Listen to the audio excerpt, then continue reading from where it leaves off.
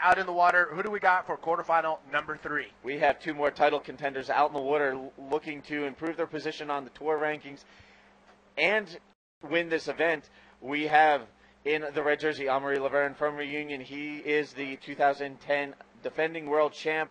He's joined out in the water by 2008 world champ from Brazil in the yellow jersey, Uri Valadao. Oh my, another stacked heat. All these heats are from the main event on, it's been incredible matchups, and we saw it go down in the leaderboard rounds.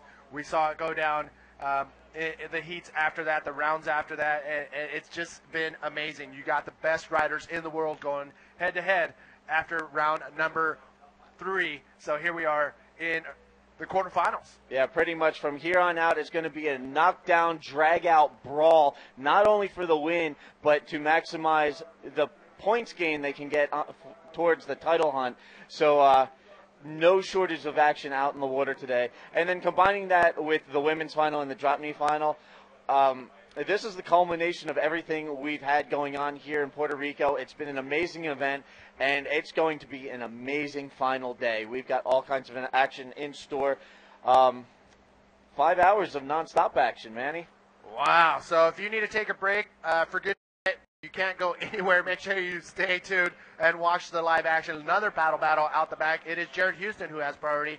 Or actually, you know what? Sorry. Our score pad has not been updated. But because Uri Valadao paddled for that wave, now Amaury Laverhne has priority. Amaury Laverhne, current world champion, 2010 IBA Grand Slam Series world champion in the red jersey. Taking a look at this one. And here we have the 2010 world champ, Amaury Laverhne from Reunion Island, up and riding, driving down the line, looking for the section.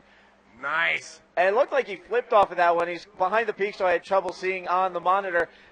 Comes out, hits another roll to combo the maneuvers.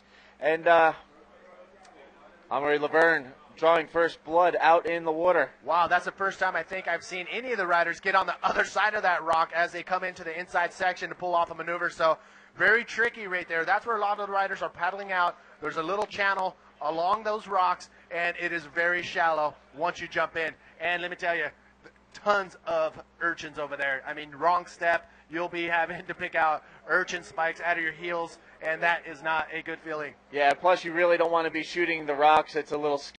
I mean, that's almost reminiscent of that big rock out in the lineup at Monuments down in Mexico. That's right. Take another look at the replay. Amaury Laverhne, again, the bottom turn is a key component on these lip maneuvers. Nice bottom turn, and I believe he went in for a air roll spin from this angle that we have, and he pulls it off, comes to the inside section, punches through the lip, and pulls off a roll. Right here, I would be scared. You can see his eyes looking for that rock because he saw it from the corner of his eye, and lucky for him, he avoided it. Lava rock, very sharp, very spiky, and throw in some urchins, and that's a battlefield over there. Yes, and right now, since we're talking about up and riding, Uri Valadao takes off on the left, driving down the line. Here you can see looking for a section, still going, and he's going to kick out with the oncoming section coming at him. That might have been a mistake. He could have utilized that end section for an air reverse or some sort of maneuver, so he could have at least gotten something worthwhile as a score. But meanwhile, Amaury getting the best of the wave exchange out there. He comes into this event in 4th place with 6,300 points. If he can get the 2,000 points from this event, he could really move up right behind Jeff Hubbard. I mean, the door is open. Again, we're going to say it again and again. The top contenders, Jeff Hubbard, Guilherme Temega, Ryan Hardy, unbelievably out of the event in the last round. I've never seen that before. So, Jackson, check this out. We do have Jake Stone preparing, standing by to jump in and give you a little break. All right, I'm going to step out of the booth for a little. You guys have fun. My eyes will be peeled on the water to watch the action go down from off the side. Take it easy, brother. All right. If you can, get down, say what's up to Jeff Hubbard, Ryan Hardy, and Guilherme. Well, Guilherme's out of here. But give us a little insight on what is going on in their brain. Jake Stone coming in next in the hot seat. So Jake Stone, unfortunately, did not make it past the quarterfinals, but a great performance in this event, putting it all on the line, doing big moves up until the quarterfinals, and he's preparing now for the next stop on the tour. Jake. What's up, brother? I know how you're feeling. Of course, you're bummed. You haven't gone through. But other than that, what else do you got for us, brother? You get that on the big jobs. You got to go out there and you got to try your best, and that's all you can do, really. And at the end of the day, the best man wins, and if they get the waves, they get the waves. There's nothing you can do about it. You just got to be prepared and ready. So, okay. Sweet. All right, cool. We're going to take a quick look at some of the replays that we have ready to rock and roll, and I believe this is a shot of one of your barrels that you got in your early heats. Talk to us. Oh yeah, that was a little insider. I didn't know whether to go that, but Dave had priority, so I thought, why not? The wave wasn't really cooperating, as you can see. But you got to try your best, mate. Yeah, that wave was terrible. All right, so you were out there in the first quarterfinal, the first heat of the day. Here we go, really quick, live action. You're kidding. Talk us through it. Oh, he's in the pit. I think he's going to come out of that. Yeah, he's out. If he can get a nice little move in here, maybe a little roll. Yeah, nice. That'll be a nice score. He really needs a good score after seeing Amaury do that big flip on that left. That would have scored well. So. All right, you were out there in the first heat of the quarterfinals. What are the competitors looking at today as they paddle out into middles? Yeah, I think it's the luck of the draw because the waves are pretty slow today, but there is still some really good waves out there, and you just got to pick them. You got to really wait and just hope you get them sent. All right, here's another look at the wave that you took all the way to the beach. We've seen this only a few times in the competition, but tell us why you took it all the way to the beach, and talk us through this wave. Well, I heard the crowd hooting for Dave Hub. He got a good one, and I wanted to hit that wave straight off the get-go, but I took it all the way to the beach because I knew I had to milk it, and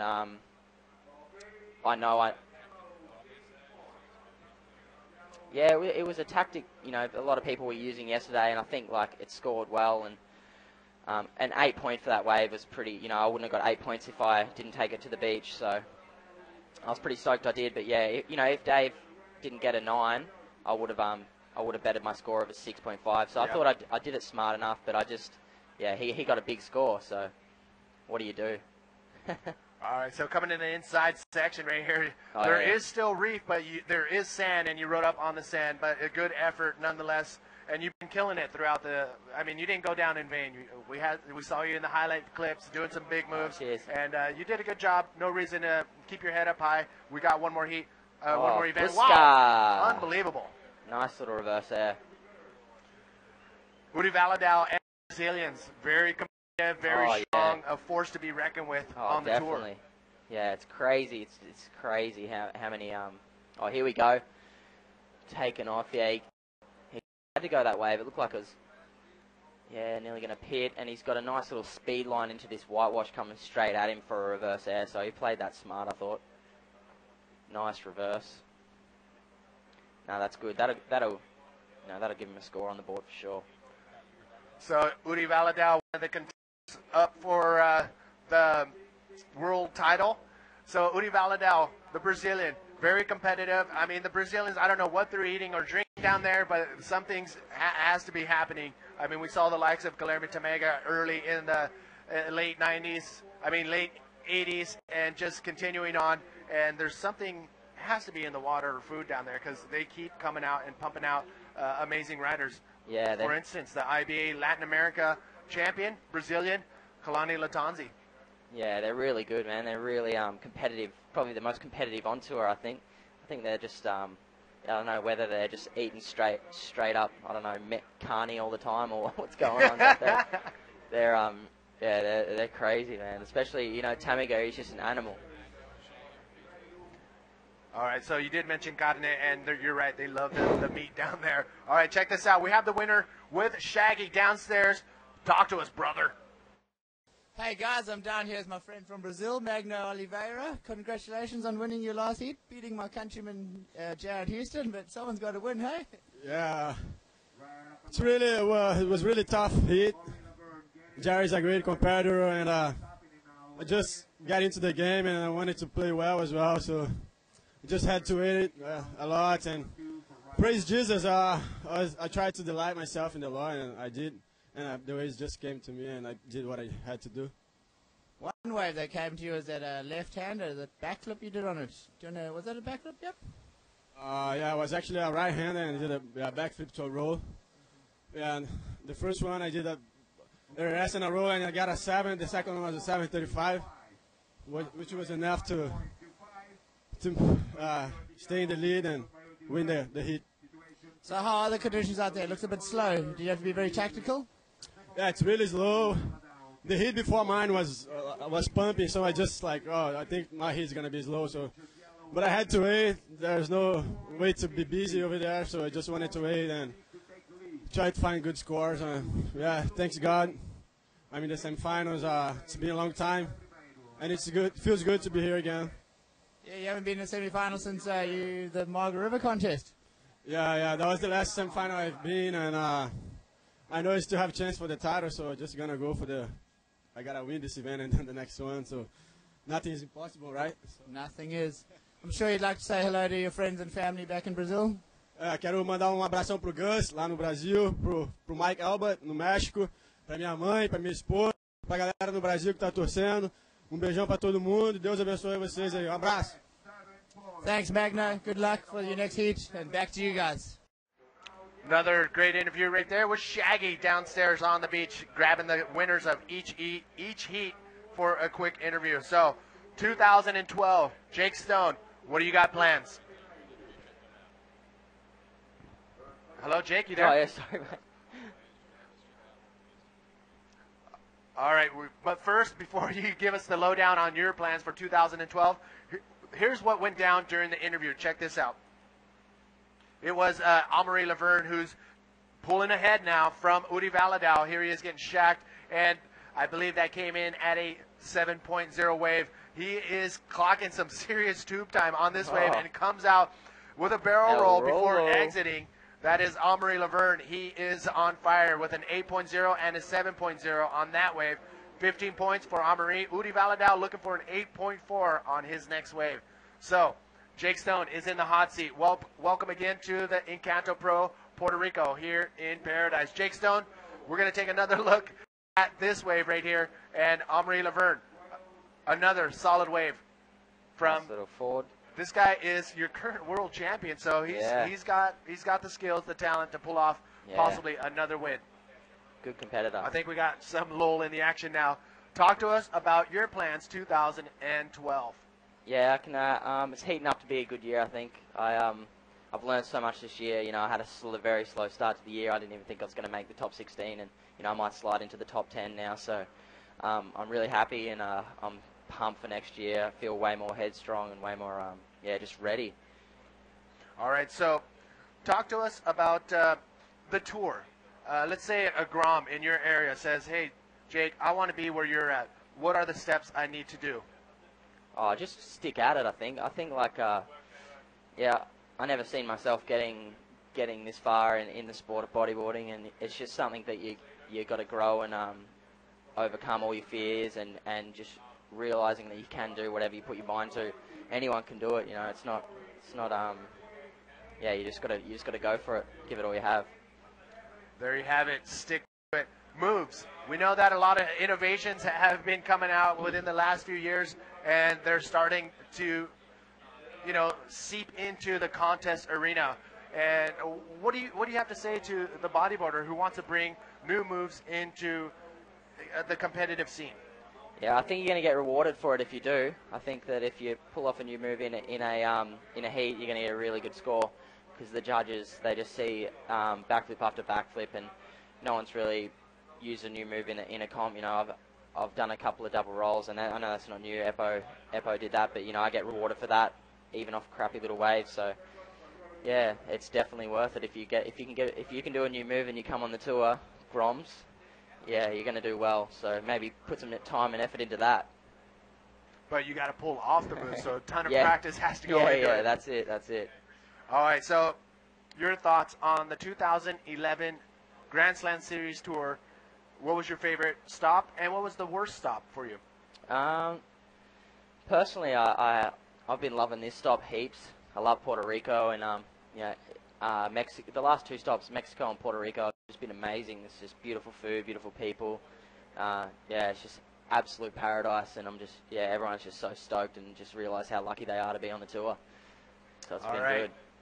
So we've talked about your plans, and you know what? Give us some your favorite things that went down in Puerto Rico. So far it's just been the fishing, man. Me and Winnie have been fishing in the afternoon and just. Has it been good? Yeah, it's been sick. We've been getting a couple little garies, and Jones Russell got a lure in his arm and had to go to the hospital and get it removed. So it's been it's been pretty funny. And were you guys on the beach on a boat? Yeah, on the beach, and there's always like some good, good looking women and just like whatever down there to look at, and you just it's sick. Have you what was that fish? Because I couldn't. Did you see that fish on the highlight reel here? Yeah, I don't know. I'm guessing it looks like a tailor, but I wouldn't know. All right, Isabella. Here we are in Middles. Beautiful. On the beaches of Isabella, Puerto Rico, and Dave Winchester, Mitch Rollins, and Mark McCarthy. That head is priceless. Straight in his arm. All right, live action. Uri Valadao in the yellow jersey, tucking in. Is he going to make it out? No, he cannot come out of that. The wave just started crushing, closing out on him. Uri Valadao, 6.6 and his 6.0 are his two high-scoring waves. That last one, not really going to affect his scores right now. Amaury Laverhne in the red jersey, still in a commanding lead, 8.0 and a 7.0 for Amaury Laverhne. Here is Winnie talking about the lure incident. In Jones's arm. Unbelievable. Where's he at now? He's not down here. He's sleeping. Look at Mitch. Isn't he just funny? In what way? In what way? Just he's thinking.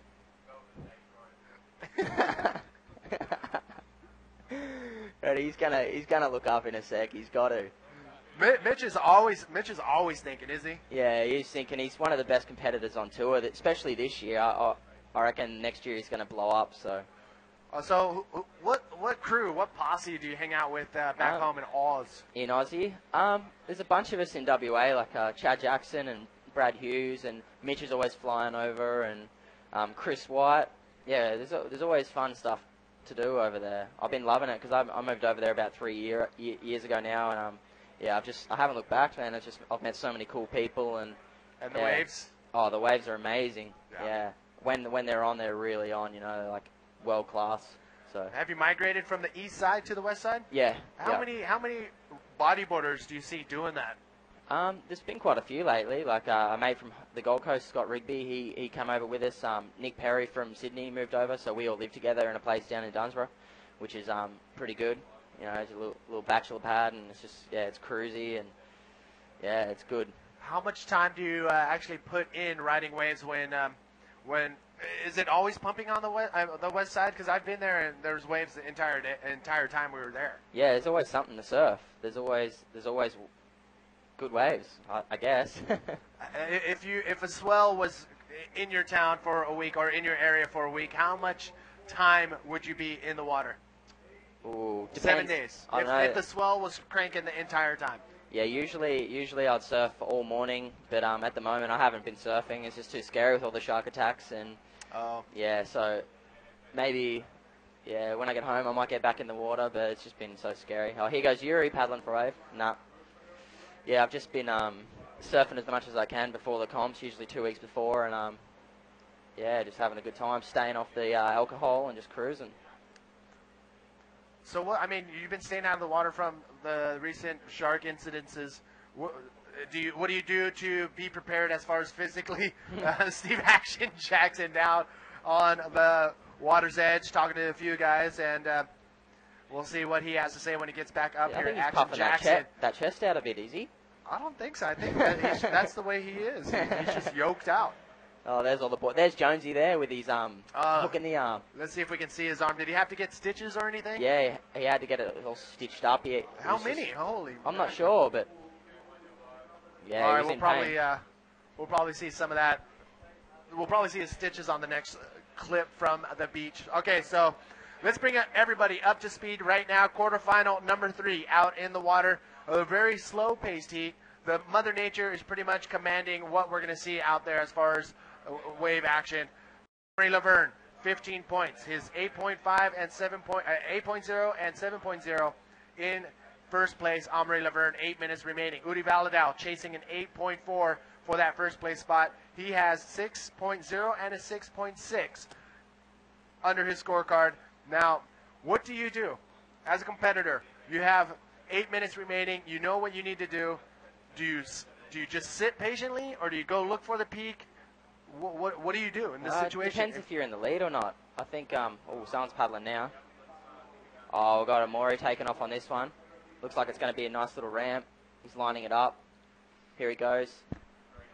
And Buska! Nice little invert. I don't think that's going to better his 7, but that's a good wave. You know, he had to keep Uri off it. Oh, here goes Uri on an absolute cracker, I think. Oh, he's in the pit. He needs a nice big flip here. Nah. Oh, my. Yeah, that was smart, I think. I don't reckon he was going to get the 8.4 he needed on that. Uri Valadao chasing an 8.4. I don't think that's going to be it. But Amaury on the other side, he's going to wait for the judges to put down the scores for his wave. And let's take another look. Talk us through it. Here goes Amaury.